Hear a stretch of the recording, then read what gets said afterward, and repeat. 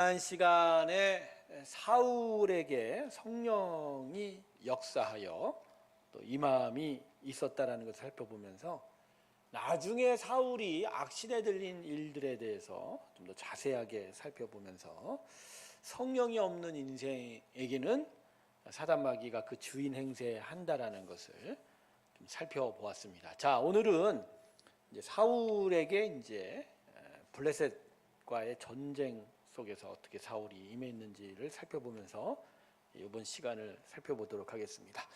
자, 사울이 사무엘 선지자에 의하여 머리에 기름 부음 받아 하나님의 택하심을 확인하게 되고요.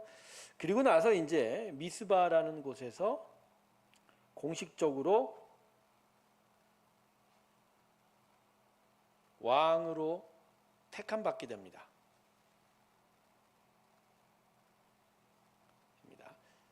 자, 이미 하나님께서는 사무엘을 통해서 사울이 왕이다, 이스라엘 왕이다라는 것을 확인해 주셨지만 그건 이제 사울 개인과 사무엘 선지자에게만 나타난 거고, 이제 이스라엘 사람들에게 사울이 왕이 됐음을 선포하는, 알려주는 일이 필요했었던 거죠. 그래서 이제 미스바에 전 이스라엘 백성이 모여서 사무엘 선지자를 통해서 왕을 선택하는 과정을 보여주는데, 이때 사용한 방식이 제비뽑기입니다.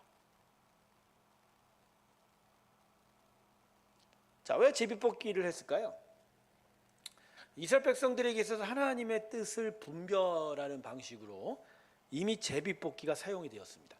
대제사장의 품 안에는 뭐가 있었다고 했죠? 옛날부터 우림과 둠밈이 있었죠. 자, 이게 어떻게 생긴지는 아직 몰라요. 자세하게 모르지만 이건 뭐죠? 어떤 도구죠? 제비 뽑는 도구죠. 그래서 하나님의 뜻인지, 하나님 무엇을 원하는지, 어떤 걸 선택했는지를 이 우림과 둠밈을 통해서 분별했던 거죠. 그러니까 이 전통적인 방식으로 하나님은 사울을 누구로 뽑았다? 왕으로 선택했다, 이렇게 얘기합니다. 자, 이걸 위해서 제비를 뽑는데 어떤 식으로 뽑습니까? 12지파 중에 한 지파를 뽑습니다. 베냐민 지파가 되고요. 그 베냐민 지파 중에 가문 하나를 또 뽑습니다. 마드리 가문이라고 하고요. 또 그 가문 중에 기스라는 가족을 뽑고, 그리고 이 기스라는 가족의 누구 아들? 사울이 제비로 왕이 되었음을 표현하고 있습니다. 자, 그래서 사람들 앞에서 이 제비 뽑기를 통해서 바로 사울이 하나님의 선택받은 자임을 공표하게 되고, 바로 그 자리에서 이스라엘 백성들은 사울을 왕으로 받아들이게 되죠. 그런데 이제 기록을 보면요, 일부 불량배들이 사울의 택함에 불평했다고 이야기합니다. 자, 이스라엘 사람들이 하나님께 왕을 달라고 했지 않았습니까? 그래서 하나님께서 왕을 선택해 줬는데 일부 사람들은 그것에 반발한 거죠. 사울의 외양을 보고 이게 우리의 무슨 왕이냐, 이렇게 반발한 거죠. 결국은 이런 일들을 통해서 보면 이스라엘 사람들이 왕을 하나님 앞에 구한 건 그들은 자기들이 원하는 걸 쫓았던 거지 하나님 뜻에 순종할 생각은 아예 애초부터 없었던 거죠. 재밌지 않습니까? 자기네들이 왕을 세우면 되는데 굳이 하나님한테 와서 왕을 세워달라고 그러잖아요. 이럴 바에. 그죠? 그러니까 이스라엘 백성들이요, 지금 앞뒤가 안 맞아요.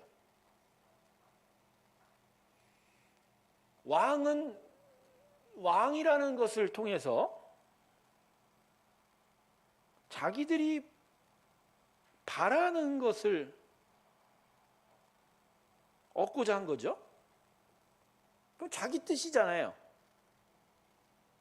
자기 뜻이 중요한 거잖아요. 근데 이 왕을 표면적으로는 누구를 통해서 택함 받고 싶은 거예요? 하나님 앞에. 여러분, 하나님 앞에서 택함 받고 싶은 건 이건 하나님 뜻이 먼저잖아요. 그러니까 이 두 개가 맞아요, 안 맞아요? 안 맞는 거죠. 속으로는 내가 원하고 내가 바라는 걸 얻고 싶지만 겉으로는 하나님 뜻이면, 하나님께 선택해 주시면 우리가 왕으로 삼겠습니다, 이런 식으로 나오는 거거든요. 여러분, 이건 앞뒤 안 맞는 거고 속과 밖이 다른 겁니다. 이걸 가르쳐서 하나님은 진심이 없다라고 얘기하는 거죠. 진심이 없는 거죠. 진심이 없는 거죠. 이럴 바에는요, 이스라엘 사람들은 하나님과 상관없이 자기들의 왕을 세우면 되는 거예요. 자기들이 왕을 쫓아가면 되는 거죠. 근데 이런 일이 이제 곧 100년도 안 지나서 일어납니다. 사울 다음에 다윗까지는 하나님 선택한 사람이었어요. 다윗 다음에 솔로몬은요, 이거는 혈연 관계로 되어가는 것 같지만 사실 다윗이라는 하나님의 사람을 통해서 또 다른 왕이 세워진 거거든요. 이것도 여기까지는 하나님의 선택이라고 볼 수 있어요. 근데 솔로몬이 죽은 다음에 남유다와 북이스라엘로 나눠질 땐 하나님의 선택, 하나님께 묻고 왕을 택해달라, 이거 전혀 없어요. 북이스라엘 왕국 10개 지파를 통해서 여로보암을 세웠는데, 여로보암 세운 게 하나님 뜻이었습니까? 물론 하나님의 섭리가 있었어요. 르호보암이 워낙 고집을 피우고 하나님 뜻에 안 맞고, 또 솔로몬 그 아버지가 우상을 숭배하다 보니까 그 나라의 어떤 분열을 통해서 하나님께서 뜻을 드러내신 거죠. 나는 마음에 들지 않는다. 그러나 그런 섭리가 있지만 그런 하나님의 뜻의 섭리와 달리 이스라엘 사람들은 아예 대놓고 이제 자기가 원하는 왕을 세우기 시작합니다. 그러니까 이스라엘 사람들은 사실 이때부터 이미 왕에 대해서만큼은 자기가 원하는 대로 얻고 싶었지 하나님의 뜻에 의지했다? 이건 안 나타나는 거예요. 이게 안 나타나. 그러니까 이게요, 이게 종교성이라는 거예요. 이게 종교성. 형식은 그럴 듯해 보이고 허해 보이나 실제로는, 실상은 하나님과 관계없는 거죠.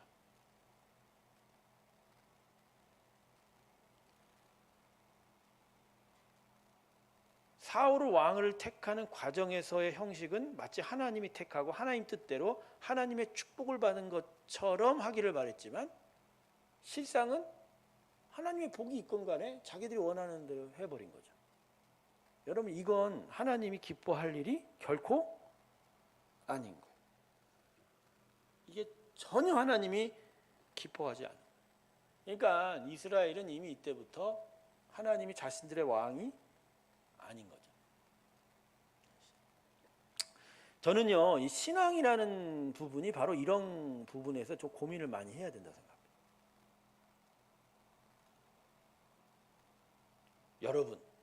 여러분 신앙생활을 왜 하십니까?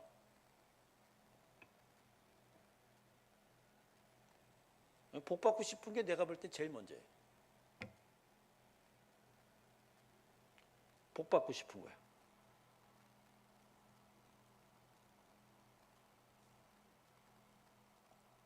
아마 이게 다일 거예요. 신앙생활하는 거. 그러니까 그분으로부터 무언가 도움을 받고 그분으로부터 내가 뭔가 원하는 걸 받아내고, 이게 다예요. 대신 그분 뜻대로, 하나님 뜻대로 산다, 이거 관심 없어요. 솔직히 해서 관심 없어요. 하나님 뜻대로 산다라는 거 관심 없어요. 그러니까 관심이 없으니까 하나님 뜻이 뭔지, 하나님 뜻을 분별하려고 그분이 어떤 생각을 하는지에 대해서 배우려 하지 않아요. 그게 중요치 않아요. 그걸 내 마음에 기억하고 그 마음을 분별하면서 그대로 살아가는 것 별로 안 나타나요. 네. 그런데 여기서 하나님을 속이는 일이 있어요. 뭐냐? 외향의 모습은 이 하나님 뜻대로 사는 걸 보여주려고 그래요. 왜 그럴까요? 왜 그럴까요, 여러분? 이거 못 받을까 봐. 이거 못 받을까 봐. 그러니까 예배도 마찬가지예요, 여러분. 예배 왜 드릴까요? 진짜 하나님을 경외해서? 이게 첫 번째예요? 아니면 복 못 받을까 봐? 답은 잘하죠. 근데 이게 언제 나타나는 줄 아세요? 아주 결정적인 순간에 나타나는 거예요. 어떤 거? 내 이익이 걸릴 때. 예, 하나님이 내 이익 앞에서 반대가 될 때 우린 그때 우리의 진심을 드러내요. 마치 내가 하나님 뜻 따르면 내 이익이 손해가 되고 내가 하나님의 뜻대로 어떻게 해보려고 할 때 내가 손해볼 것 같으면 바로 그 결정적인 순간에 어떻게 해요? 하나님 뜻이 중요한 게 아니라 뭐죠? 나의 이익, 내 복 때문에 하나님 뜻을 저버리게 됩니다.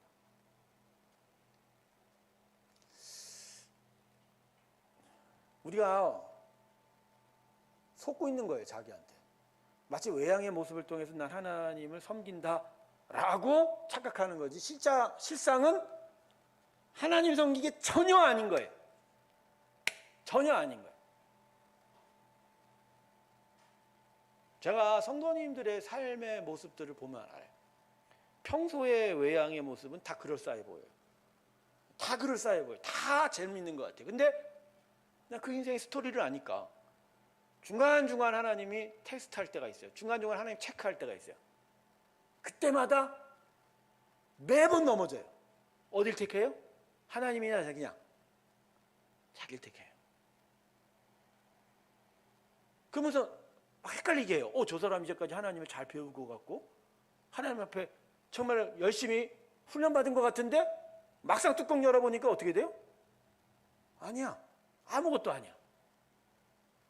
그때서야 알아차야 되는 거예요. 정체를. 예. 이 자리에 와 앉아 있는 거지 이 자리에서 진짜 하나님을 배우고 섬긴 건 별로 없다. 사실 내가 별로 없다는 얘기도 아주 좋게 쓴 거야. 단 하나도 없다라고 얘기를 해야 되는데 별로 없는 거예요. 별로 없는 거예요. 그러니까 결정적인 순간에 하나님이 아니에요. 자기 이득을 쫓아가는 거예요. 그러니까 제가 지금 얘기하죠.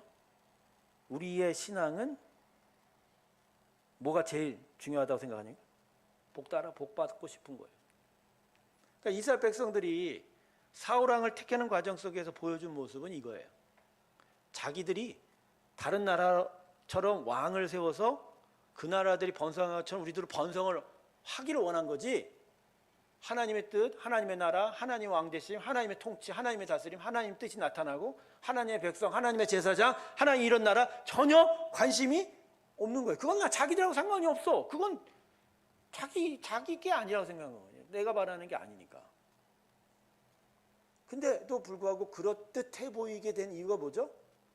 하나는 뭐 그거 안 하면 이걸 못 받으니까. 자, 그래 여기서 사람의 어리석음이 나타납니다. 무슨 어리석음이냐? 여러분, 그럴듯해 보이면 하나님께서 속으십니까? 여러분, 그럴듯해 보이면 하나님께 속으시냐고. 제가요 저번에 진심이라는 얘기 썼어요. 진심이라는 얘기 썼어요. 그러면 로마서 10장 말씀을 드림이었죠. 마음에 예수를 주로 믿으면, 마음에 믿으면. 근데 이 마음에 믿으면이라는 게 대단히 심각한 것이라고 제가 얘기했어요. 여러분 진짜 예수 믿어요? 정말 예수 믿으면 자기 입술과 행동이요 마음에 고백한 대로 그대로 가게 돼 있어요. 근데 그게 안 나타나면 그게 진심이야?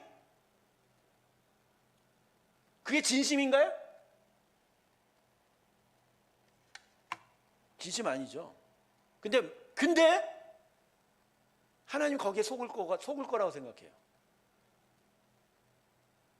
제가요 진짜 그날 설교 때 하고 싶었던 얘기 그거예요. 나 예수 믿어요 이 말 하나님 안 믿는다는 거야. 하나님 안 믿어요 여러분. 안 믿어요 여러분. 그 마지막 최후 심판 때에 너 예수 믿었냐고 안 물어보실 거거든. 진짜 예수 믿었냐고. 예수 믿었냐고. 여러분 은혜라는 게요 하나님이 우리에게 무조건적으로 시혜하는 조건 없이 주는 쪽의 은혜지 그 준다는 것 자체가 우리의 구원을 의미하진 않아요. 그분은 주고 싶죠. 근데 그 은혜를 우리가 어떻게 받느냐는 것은 우리 마음에 달린 거예요. 아담이 자기 의지로 타락했죠. 그래서 그 의지가 꺾여지고 그 의지가 다시 되돌아서지 않으면 타락한 첫사람 아담이 구원에 이를 수가 없는 거예요. 근데 이게 가능하도록 하나님이 은혜를 베풀어서 어떻게든지 하나님 앞에 되돌아오게 바랄 뿐이지, 실제로 구원에 있어서 자기 자신의 마음의 진심 어린 고백은 필요한 거예요. 이 부분에 있어서 대부분의 성도들이 이 진심을 무시해. 대충 내 마음에 그렇게 생각해. 내가 그냥 그렇게 생각하면 믿는 거예요, 여러분. 근데 자기한테 속아요. 자기 입술에 속아, 자기 마음에 속아. 결정적인 순간 때는 맨날 꼬꾸라지고 예수 안 믿거든요. 근데 그걸 보고 하나님께서 우리에게 구원이 있다라고 얘기할 수 있냔 말이에요. 여러분, 이게 안 되는 이유가 뭐냐면, 다른 안 믿는 사람들은 그냥 그거 안 믿는 것 자체로 그냥 지옥불로 집어넣으시는데, 그 사람들하고 우리가 공평해야 될 거 아니야. 우리도 사실 안 믿는 거거든. 그냥 입술에 그렇게 침 바르고 거짓말했는데 그걸 어떻게 의로 삼아서 우리는 천국에 가고 안 믿는 사람은 지옥에 가냔 말이에요. 그게 맞아요, 틀려요? 아니잖아. 여러분, 이 진심 없으면 구원이 안 돼요. 은혜가 성립이 안 된다니까. 하나님은 이스라엘 백성이 이럴 줄 알았던 거예요. 근데도 왜 왕을 세워줬을까요? 왜요? 이들이 되돌이키기를 원했던 거예요. 계속 되돌이키기를 원한 거예요. 근데요, 이스라엘 백성은 안 되돌이켜요. 안 되돌이켜요. 왜 안 되돌이킬까요? 왜? 마음의 중심이 안 바뀌니까. 마음의 중심 자체가 바뀔 수가 없어요. 계속 이스라엘 백성은 자기가 원하는 건 얻으려고 그래. 무언가를 잡아보려고, 바르게 잡아보려는 데는 전혀 관심이 없는 거예요.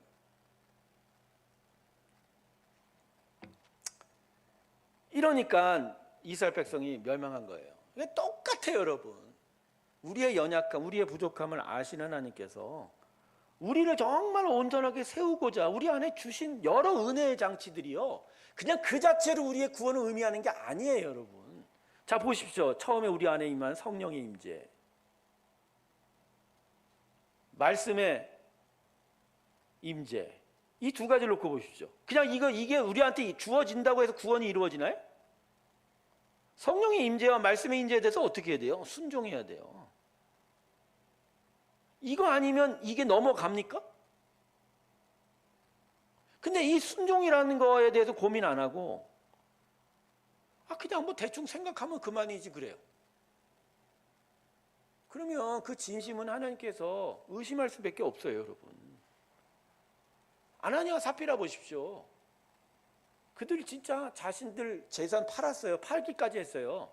그 중에서 얼마나 자기 것으로 참았는지 모르겠지만 그 진심이 절대 순수하지 않았던 거잖아요. 이미 판 것부터가 이미 그들은 하나님을 위한 것이 아니라 다른 것을 위한 건데 하나님 앞에 자기를 이렇게 포장해버린 거잖아요. 여러분, 신앙은 진심입니다. 하나님 분명히 보세요. 나의 복만을 위해서 하나님을 섬긴다라고 거짓말하면요, 그거 아시기 때문에 복 안 주세요. 그래서 여러분, 때로 하나님께서 여러분에게 시험을 하는 거예요. 너 진짜 나 중요하냐? 진짜 내가 중요하냐 말이에요. 바로 그 테스트 앞에 사람들이 가장 힘들어하는 것을 계속 가져놔요. 가족의 문제를 가져다 놓고, 물질의 문제를 데려다 놓고, 교회 공동체 문제를 딱 데려다 놔요. 그리고 그러한 것들 앞에서 과연 네가 진심으로 나를 바라느냐를 계속 물어보는 거예요. 그럴 때마다 우리는 막 갈등하죠. 갈등하는 건 좋아. 그러나 그 갈등하는 순간에 하나님이 내 안에 하신 일들을 기억하고 그걸 이겨내가야 되는 거예요. 싸워가야 되는 거지. 아브라함을 보십시오, 여러분. 노년의 아브라함, 잘 믿는 것 같지만 하나님이 마지막에 시험을 겁니다. 뭘 걸었죠? 아들 이삭입니다. 그런데 이 대단한 시험입니다. 아들 이삭을 그냥 번제물로 바치라고 그러잖아요. 아브라함이 어떻게 했죠? 이런 방구 반항 안 했어요. 이삭한테 속였죠. 그는 아들 이삭한테 속일지언정 그는 하나님 앞에 진짜 이삭 바치려고 가져갔어요. 네.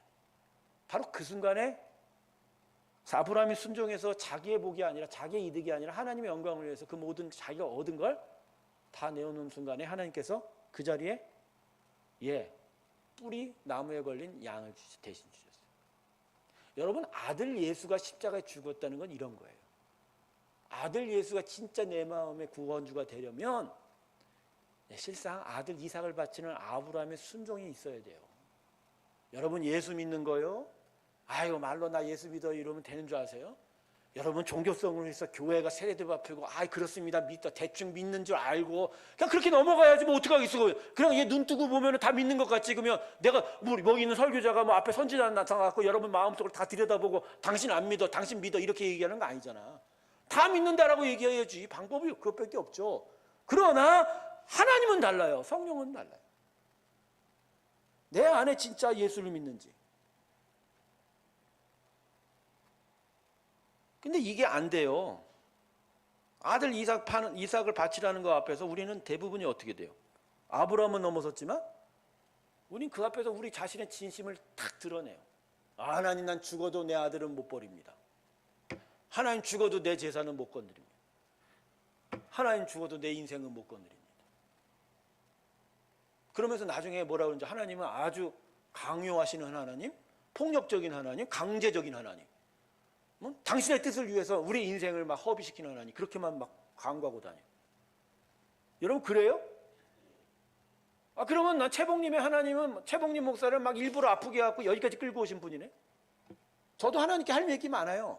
내 인생의 주제에 있어서 나도 할 얘기 많아요. 하나님한테 나 정말 할 얘기 많아요. 그런 차원에서 보면 왜 잘 다니던 회사 그만두게 만들고, 왜 건강한 20대 청춘을 왜 그렇게 아프게 만들고, 그거 조금 놀았다고 해서 내 인생 왜 이렇게 만들었냐고. 내가 하나님한테 얘기 못할 것 같아.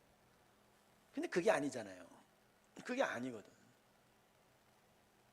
내 안에 하나님 주신 은혜가 너무나 크기 때문에 그 안에 진심으로 하나님을 고백하면요, 자기 게 없어요.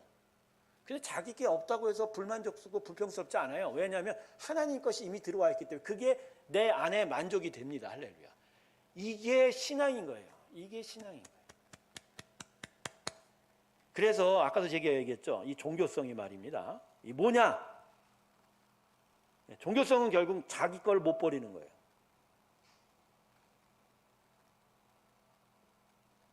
자기 거 포기가 안 돼. 그 더하기 하나님의 것은 왔으면 좋겠어. 여러분, 신앙은요, 자기 것이 없어져요. 대신 누구 거요? 하나님의 것으로 만족하게 됩니다. 그리고 결국 이 하나님의 것을 자기가 얻습니다. 이게 하나님이 우리에게 주신 유업이라고 하는 거예요. 할렐루야.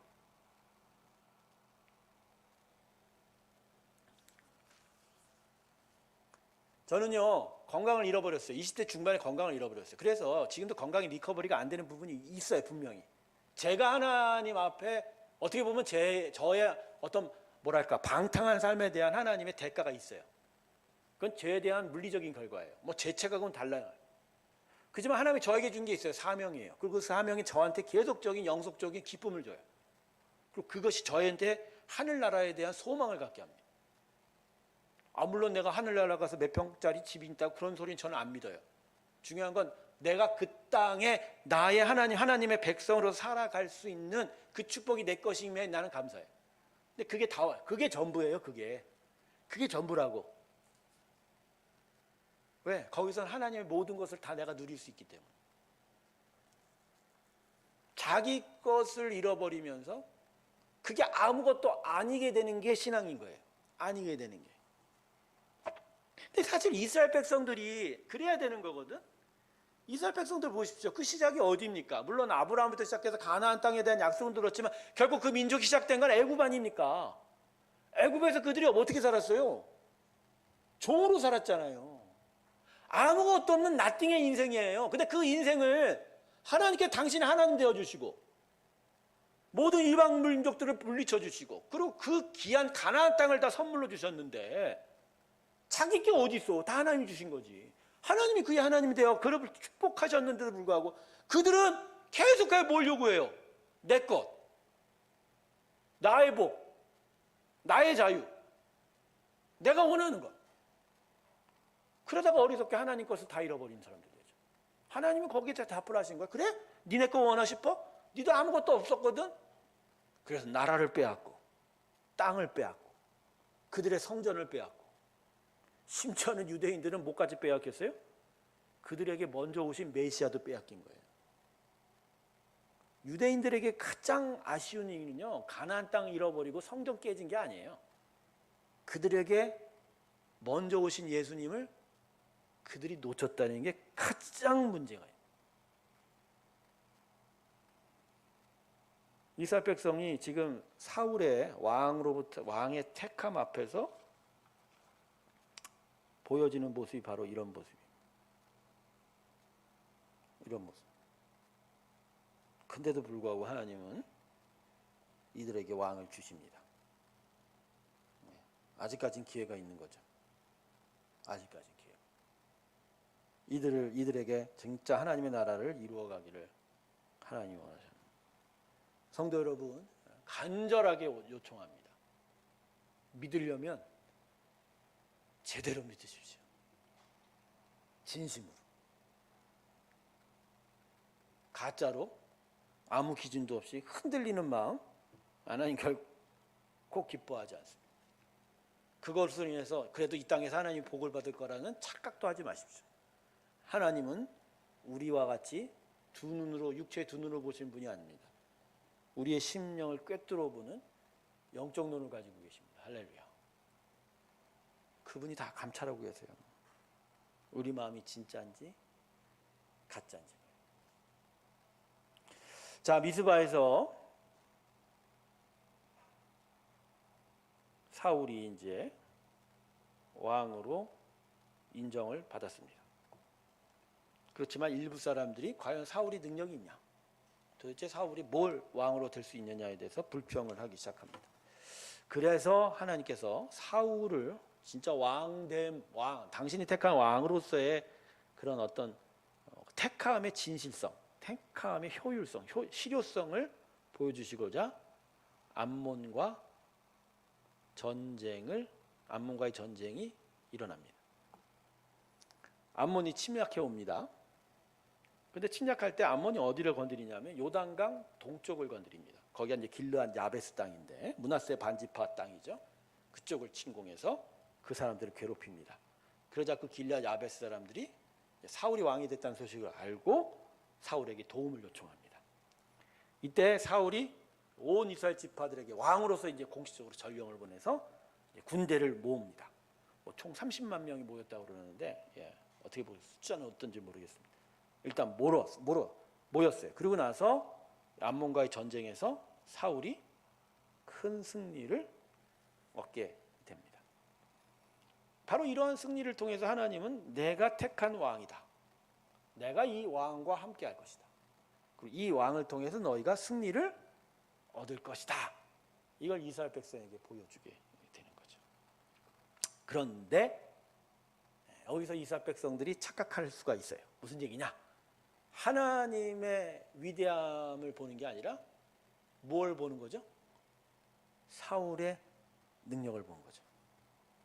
즉 그러니까 사울과 함께 하셔서 하나님이 이겨주신 것에 눈을 기울인 게 아니라 사울 자체의 능력으로만 바라보게 되는 거죠. 그러면 사울이 마치 이방의 왕들처럼 능력이 있는 줄로, 월등한 재능이 있는 줄로, 그래서 우리에게 왕으로서의 승리를 주실 줄로 착각을 하게 된 거죠. 근데 문제는 이스라엘 백성들의 이런 착각에 사울이 어떻게 됐을까요? 이 겸손한 마음이 바뀌어 버린 게 문제가 됩니다. 미스바에서요, 하나님께서 사울을 택할 때 처음에 베냐민, 그다음에 미드리 가문, 기스네 집, 그중에 사울을 제비 뽑아서 사울이다, 이제 왕이다라고 선포할 때 사울이 어디에 숨었습니까? 짐 보따리 뒤에 숨었다고 했습니다. 자신이 없고 겸손하게 내가 무언가 할 수 있을까라고 하며 하나님 앞에서 사람들 앞에서 작은 자로서의 마음을 가졌던 사울이었는데 이러한 전쟁을 통해서 사람들의 칭찬을 받고 인정을 받으면서 갑자기 그 마음이 교만해지기 시작합니다. 마치 내가 뛰어난 줄 알고 내가 잘난 줄 알기 시작을 한 거죠. 거기다가 성령의 영이 임하여 막 방언도 하고 예언도 하는 가운데 마치 사울이 마치 자기에게 어떤 하나님의 능력이 전적으로 임한다라고 착각할 수도 있었다. 자, 그러면서 이 암몬과의 전쟁을 통해서 승리를 통해서 사울이 인정을 받지만 끝내는 뭐로 났다? 이 인정이 교만으로 가게 됩니다. 그래서요 안타까운 결과가 나타나요. 그게 뭐냐? 사울이 왕이 된 지 몇 년 만에 딱 2년 만에 하나님께 뭐 하는 일이 나타납니까? 불순종하는 일이 나타납니다. 그리고 이 불순종하는 일이 2번 반복되고 나서 하나님께 버림받게 됩니다.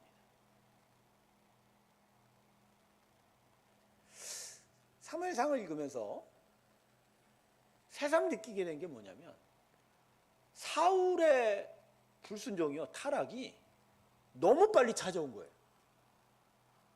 단지 몇 년 만에? 2년 만에. 성경의 기록을 보면 별 사건이 없어요.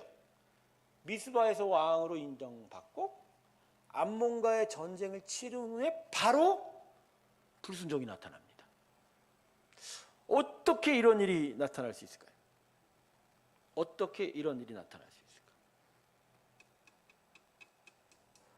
그래서 여러분 이 사울왕의 이야기를 읽어보면 그 심령 안에 하나님의 마음에 맞는 진심이라는 거가 얼마나 중요한지를 깨닫게 됩니다. 2년 만에 이렇게 마음의 자세가 변했다는 건 사울의 첫 마음이 완전하지 않았을 뿐만 아니라 진심이지 않았을 가능성도 있었다는 거죠. 다윗은 다르잖아요. 다윗은 달라요. 다윗은 첫 마음이 나중에 변할 때까지 장장 한 15년 이상의 시간이 걸렸습니다. 가령 사무엘 선지자의 기름 부음 받고 한 몇 년, 그리고 사울 왕이 쫓겨나 다닌 게 12년, 그리고 헤브론에서 왕이 되고 나서 다시 8년 후에 예루살렘에서 왕이 되면서 그 사이에 8년, 그리고 나서 좀 평안해지자 밧세바를 범하고 우리아를 죽이는 범죄가 나타났죠. 사실 이때도요 진심이 벌어진 건 아니에요. 실수였죠. 죄악이었지만 단회성으로 끝날 수 있는 일이었어요. 왜? 밧세바의 사건으로 크게 회개하게 되고, 그죠? 얼마나 크게 회개했냐면 시편의 여러 기록들을 보면 정말로 눈물이 침상을 적시는 일이 있었다고 하지 않습니까? 그러니까 다윗의 마음의 그 초심, 진심이 쉽게 안 버려졌던 것 같아요. 그건 처음에 다윗이 먹었던 진심이 정말 진심이었다. 마음이 진심이었다는 걸 알 수 있는 겁니다. 근데 사울은 달라요. 사울은 딱 2년 만에 하나님께 충성하고 순종하겠다는 그 마음을 딱 2년 만에 바뀌어가게 돼요. 자, 그 사건이 무슨 사건이지? 블레셋과의 전쟁에 통해서 나타난 사건입니다.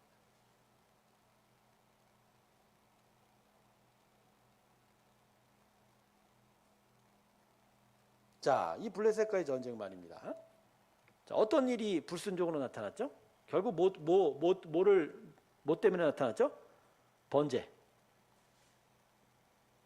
어떻게 대신 드렸단 말입니다. 자, 여러분 블레셋과의 전쟁을 하게 됐는데 그래도 전쟁하는데 하나님의 군대라고 하나님께 제사는 드려야 되잖아요. 그래서 병사들 다 모아놓고 제사를 드리려고 했는데 제사 드릴 사람이 아직 안 온 거예요. 사무엘 선지자가 당시 제사장과 선지자였는데 사무엘 선지자가 와야 돼요. 근데 사무엘 선지자가 안 오는 거예요. 하루를 기다려도 안 와. 이틀을 기다려도 안 와. 며칠을 기다렸다고 하죠, 여러분? 7일을 기다렸습니다. 7일을 기다렸는데도 안 왔어. 그래서 결국 사울이 어떻게 했습니까? 자기가 그냥 번제를 드려버린 거예요. 그런데 재밌는 건 번제를 드리자마자 사무엘 선지자가 들이 닥칩니다. 그리고서는 마치 저 먼 곳에서 사울이 제사 드린 걸 어떻게 봤는지 오자마자 뭐라 그래요? 호통을 칩니다. 왜 당신 너 자기 멋대로 제사를 드렸습니까? 예? 어떻게 제사장 없이 본인 마음대로 제사를 드릴 수 있겠습니까? 그러면서 갑자기 하나님의 징계를 선포합니다. 하나님께서 명하신 걸 사울이 지키지 않았다. 절대로 해서는 안 되는 일을 했다. 그래서 하나님께서 여기에 대해서 두 가지로 징계하신다. 뭐죠? 왕과 왕의 가족을 영원히 지키지 않겠다. 그리고 뭐라고 그러죠? 더 치명적인 징계가 뭐죠? 사실 심판이죠. 다른 사람에게 기름을 부어 하나님의 마음에 맞는 자를 따로, 즉 이 얘기 무슨 얘기? 왕을 바꾸겠다. 여러분, 이 블레셋과의 첫 번째 전쟁에서 번제 대신 드린 거에 대해서 여러분 어떻게 생각하십니까? 사울 입장에서 한번 제가 얘기해 볼까요? 여러분 7일을 기다린 거면 많이 기다린 거 아닌가요? 7일 기다리면 많이 기다린 거 아니에요? 진짜 제사 한번 드리려고 7일을 기다렸어요. 가령 그러면 맥주감사절 특별 새벽 예배를 이제 해야 되는데 아침에 모였어요. 근데 설교자가 안 오는 거야. 설교자가 안 오는. 그래서 여러분 앉은 자리에서 7일 동안 기다릴 수 있어요?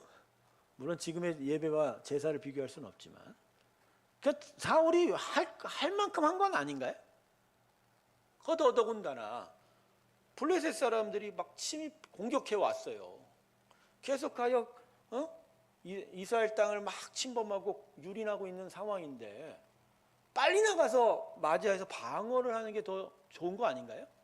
근데 7일을 기다리는 동안 블레셋이 정말로 이스라엘 전탕을 다 유린하고 공격하고 백성들을 약탈하게 되면 어떡하냐는 거죠. 그죠? 실제로 본문에 나와요. 사울이 뭐라고 그러죠? 사무엘에게 나중에 심판받을 때, 질책받을 때, 아니 이러다가 기다리다가 블레셋 사람들이 이 이스라엘 저 남동부에 있는 길갈까지 다 쳐들어와서 다 해다 먹으면 우리 어떻게 합니까? 그래서 내가 어쩔 수 없이 부득불하게 번제를 드렸습니다. 근데 여러분 이 변명을 하나님 받아주셨습니까? 안 받아주셨어요. 오히려 그 앞에다가 하나님은 다른 자를 왕으로 삼겠다라고 해요. 제가 아까 얘기했잖아요. 2년 만에 이 불순종이 나타나는데 하나님 바로 엄청난 징계를 때려버리십니다. 왕을 바꾸겠다고 얘기하십니다. 자, 그러면 하나님 너무하신 거 아닌가요? 하나님 너무하신 거 아닌가요? 여러분 이 사건 어떻게 보십니까? 그래서 제가 이걸 놓고서 일주일 동안 고민한 거예요. 여러분 다윗이요 12년 동안 사울왕에게 쫓겨서 유다 강양을 방황했을 때 다윗이 하나님 뜻만 따라서 순종하고 정말 거룩한 삶을 산 줄 아십니까? 그렇지 않아요. 심지어 다윗이요 모압 왕한테 조아리고 그 밑으로 들어간 적도 있었어요. 자, 생각해 보십시오. 지금 다윗이 그냥 쫓겨다니는 게 아니죠.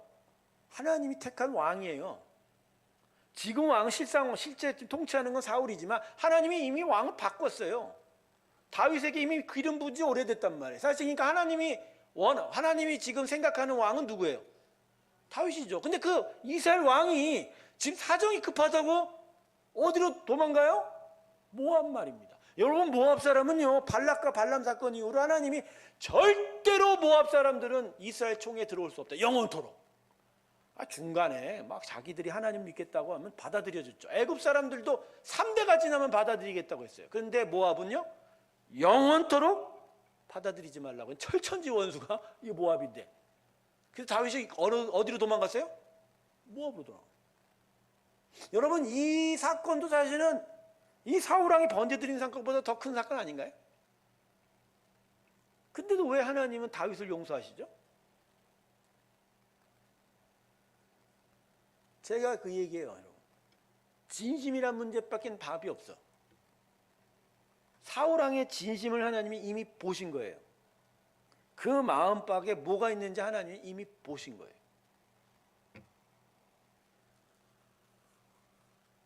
그러니 하나님께서 바로 사무엘 선지자를 통해서 다윗에게 징계를, 엄청난 징계를 선포해요. 너 이제 왕 아니다. 다른 사람에게 왕을 시키겠다.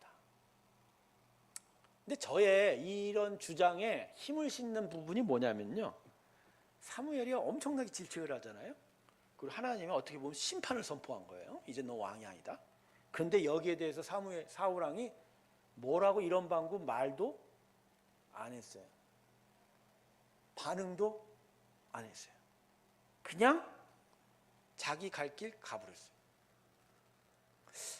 모르겠어요. 성경이 뭐 어떤 사건을 막 드라마처럼 막 구체적으로 서술하는 그런 본문은 아니니까 사울왕이 진짜 그때 어떻게 했는지는 모르겠지만, 본문의 분위기를 보면 사무엘의 징계와 질책 앞에 사울도 별로 깨닫고 회개하는 마음이 없었다는 거죠. 그러니까 2년 만에 사울의 마음의 진심이 어디로 간데 없이 사라져가 버렸다. 저는 이 부분을요, 원래부터 사울의 마음이 없었는지도 모른다. 여러분의 한번 인생을 되돌아 보십시오. 여러분의 생각, 여러분의 삶에 한번 보십시오.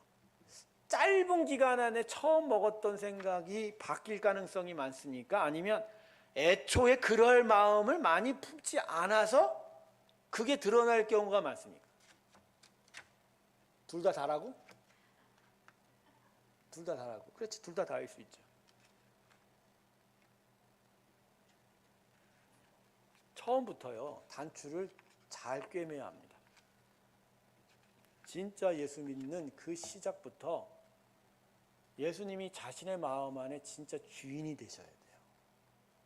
그 처음에 그렇지 않더라도 그걸 배워가면서, 그걸 깨달아가면서 영적인 진리들이 이 심령에 새겨져야 되는 거예요.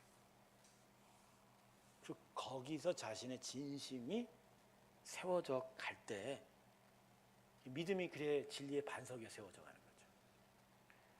그런데 대부분의 신앙의 행위들이요, 이런 영적인 진리, 진실을 깨닫고 진리 위에 자신의 진심을 세워가는 형태로 안 나타나요. 대부분은 겉모양대로 가요. 그리고 인간적인 방법들로 해갑니다. 이런 거죠. 교회에 이제 전도를 받은 거야.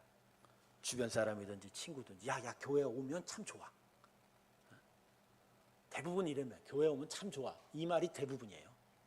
전하는 사람도 예수를 모르니 예수 믿으면 어떻게 되는지 이걸 가르쳐 배웠을까 안 배웠을까, 여러분?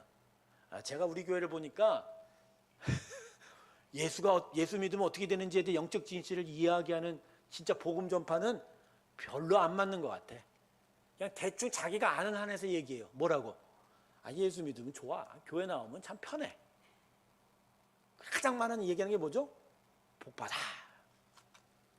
또 어쨌든 왔어요, 교회. 예배실까지 오고, 그래도 하나님이 또 은혜로 계속 예배실을 오게 만들면서 이제 교회라는 분화에 익숙해지기 시작하는 거예요. 그리고 얼굴들도 익히다 보니까 여기가 처음에 막 불편하고 막 앉아있기가 막 힘들었는데 어느새 한 1, 2개월 지나면, 사람은 그렇더라고요. 얼굴 앞면만 트면 엉덩이에 뿔이 나도 앉아있게 됩니다. 그냥 앉아있어요. 그러면서 이제 그러면서 2, 3개월 지나면 마치 내가 어떻게 된 것 같아요? 내가 예수 믿는 것 같아. 내가 진짜 그렇게 된다니까? 와갖고 별 생각도 없어요. 근데 옆에서 막 아멘하라고 그러고 옆에서 막 찬양 부르고 옆에서 막 예배 드리고 하는데 분위기에 익숙해진 거야. 물론 근데 은혜 받는 것도 있죠. 하나님이 평안을 주시고 여기 앉아 있으니까 마음이 고요해지고, 그죠? 특별히 그때 당시에 어떤 문제가 있었는데 그 문제가 마치 풀려지는 것 같고, 그죠? 마음이 막 착해진 것 같고. 자, 그러면서 내가 이제 예수 믿는 것 같아. 물론 그럴 수 있죠. 먼저 또 심령적으로 하나님과 가까워지기 시작하고 교회와 가까워지기 시작하는 거예요. 근데 거기가 끝이야. 그게 다야. 그 심령에 말씀이 안 들어가. 말씀이 들어가서 그 심령이 새겨져서 그 말씀대로 살아가는 삶의 변화들이 하나 둘씩 일어나가야 되는데 그게 형성이 안 돼요. 그냥 내가 온 자리가 편하고 내가 만난 사람들이 편하고 그냥 이 분위기가 별로 불편하지 않으니까, 그 좋은 얘기하는 것 같으니까 그냥 뭔가 믿는 것 같이 보이는데 전혀 삶의 변화가 안 일어나요. 물론 그 사이에 성경 공부도 조금 해보죠. 뭐 신방도 받아보고 막 목장 모임도 하고 뭐 금요철야 수요 예배까지도 한번 나와봤는데 심령에 진짜 무언가 분명하게 새겨지는 것들이 별로 없는 것 같아요.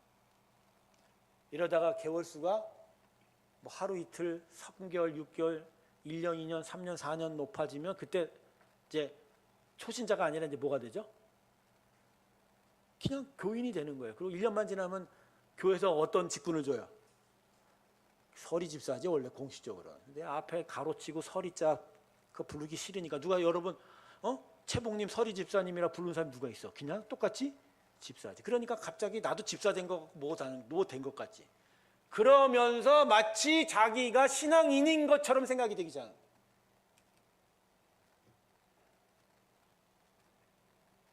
그리고 이제 교회가 워낙 일꾼들이 부족하니까 어떤 봉사도 해줘라 뭐도 해달라고 하는데 거기에 응해서 조금씩 교회 뭔가를 해주면서 진짜 내가 헌신된 사람이라고 생각하는 거예요. 근데 문제는 하나님은 계속 지켜보고 있는 거야. 그의 영혼이 진짜 하나님을 믿는지. 마치 사울의 마음을 지켜보다가 블레셋과 전쟁 속에 사무엘의 발걸음을 7일 동안을 하나님이 붙잡아 두고 사울이 번제를 어떻게 하느냐 지켜보듯이 하나님이 어느 순간 이 성도들에게 뭘 줘요? 시간을 주는 거예요. 때를 주는 거예요. 가족의 문제, 자기의 삶의 터전의 물질 문제, 교회 공동체 여러 문제를 보여주면서 이 문제 앞에서 그가 진짜 하나님을 택하는지 아니면 그의 진짜 진심이 자기를 택하는지를 점검하십니다. 사실요, 이 하나님의 테스트는요, 은혜예요. 자기 자신을 제대로 볼 수 있게 하시는 거예요. 분주한 일상 속에서 아니면 자기가 자기한테 속아서 제대로 보지 못하는 것들을 깨우쳐 주는 거예요.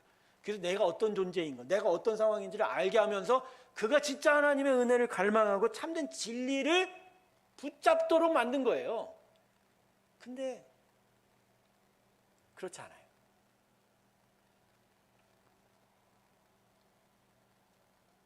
여러분, 처음부터 진심으로 하셔야 됩니다. 목회를 30년 가까이 하면서 제가 느끼는 게 이거예요. 처음부터 예수를 제대로 믿어야 돼요. 속도는 느리지만 그러나 제대로 믿어가는 일이 있어야 제대로 자라고 하나님의 열매를 맺습니다. 이거 너무너무 중요한 거예요. 한국 교회들이요, 1990년대 후반부터 2000년대 초반 중반까지 막 복음이 교회가 성장하고 막 급속도로 교인이 늘어가는 가운데 진짜 성도들에게 제대로 가르칠 걸 못 가르쳤던 것 같아요. 그냥 숫자만 늘어나면 부흥한 것 같고 사람들이 많아지고 물질이 늘어나면 마치 막 교회가 큰 것 같고, 그럼 실제로 모인 재물을 통해서 막 교회 건물 많이 세우고 막 우리 교회 막 잘났다 그러죠. 근데 실상 성도들의 마음 안에는 채워짐이 하나도 없는 거예요. 공갈빵 만드는 장면을 인터넷에서 봤어요. 공갈빵 만드는 거. 난 공갈빵이 일종의 기술인 줄 알았어. 근데 기름에다가 왜 밀가루 덩이를 탁 던져놓고서 이게 막 모르게 들들 돌리면 갑자기 빵이 안에는 없고 그냥 뻥 튀어갖고 뭐 이따먹게 커지는 거야. 막. 그죠? 그거 처음부터 그 공갈빵 알을 모르는 사람은 어떻게 해서 와 들어갔더니 빵이 커졌네. 와 대단하네 그랬죠. 근데 우리는 공갈빵을 알아요. 그 안에 아무것도 있습니까 없습니까? 그래서 빵 이름이 뭐죠? 공갈. 공갈. 그러니까 한국 교회가 공갈빵을 만들어낸 거야. 공갈빵을 만들어낸 거야. 막 이모저모 요 정도 했더니 갑자기 뽕뽕 막 커진 거야. 근데 실상 그걸 딱 깨서 먹으면 안에 있어요 없어요? 나띵 아무것도 없는데? 그 사람들이 그 빵을 보면서 맛있다고 재밌다고 하면서도 뭐라고 욕하는 거예요? 여러분 빵 중에 욕먹는 빵은 그 빵밖에 없어요. 여러분 빵 제목이 왜 공갈빵이야? 공갈은 나쁜 거예요. 공갈 치지 마 그러잖아. 근데 어떻게 공갈 치지 마 그거를 빵 제목에 붙여요?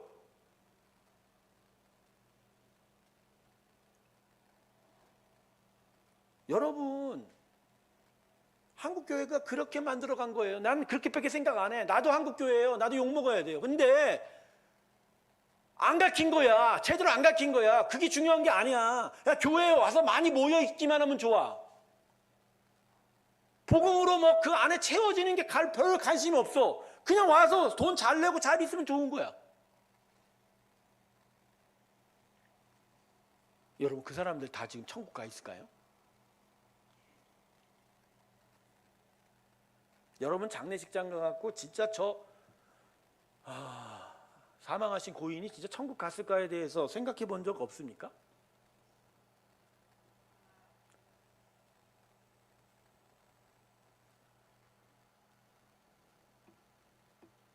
그러니까 사울이 내면이 안 채워진 거예요. 나면이 채워져야 되는데. 근데 어떻게 2년 만에 이럴 수 있죠? 나는 그건 정말 모르겠어요. 2년 만에 어떻게 사울이 이럴 수 있을까? 그래도요 하나님은 은혜의 하나님이에요. 사울 버렸어도요 그 후에 사울이요 왕의 자리에 20년 동안 계속 있었어요. 버렸어도 그 자리를 길보아산에서 사울이 비참하게 죽기 전까지 그냥 지켜주시는 거예요. 예, 왕의 자리를 가르치려면 벌써 갈았죠. 근데 왜 20년 동안 하나님이 사울을 지켰을까요? 다윗을 훈련시키는 기간이었던 것 같아. 사울이 너무 왕으로 빨리 된 거야. 다듬어지지도 않고 내면이 채워지지도 않지. 이스라엘 백성이 빨리 왕을 달라니까 세워놨는데. 그러니 다윗을 어릴 때부터 훈련을 시켰던 것 같아요. 그 마음 안에 내면이 채워지고 하나님의 마음에 맞는 사람으로 키워가는 시간들. 사랑하는 성도 여러분, 오늘 여기까지 하려고 하는데요. 오늘 주제는 딱 한 가지입니다. 어떻게 보면. 여러분 신앙생활 하려면 제대로 하셔야 돼요. 불편하도 힘들어도요. 예수님 주인 삼으시는 것이 먼저예요. 그 예수님의 주인 삼은 것 앞에 자신의 것들이 하나 둘씩 버려져 가는 거예요. 심지어 내 생명, 내 가족, 그죠? 내 삶의 터전, 나의 것들 아무 상관없어요. 그거 하나님이 하루아침이라도 무너뜨리고 하루아침에 세울 수 있는 거예요. 중요한 건 영원한 하나님을 내가 만나고 그분을 나의 하나님을 섬기고 그거 영원토록 살아가는 게 정말 중요합니다. 그렇게 예수님을 마음에 진심으로 섬겨가면서 비로소 신앙이 세워져 가는 거예요. 그런 신앙이어야만 어려운 고비가 와도 뒤뚱될 수는 있지만 방황할 수는 있지만 끝내 방향을 잡고 그 길을 갈 수가 있는 겁니다. 천국을 향하는 길은 좁은 길이라 했습니다.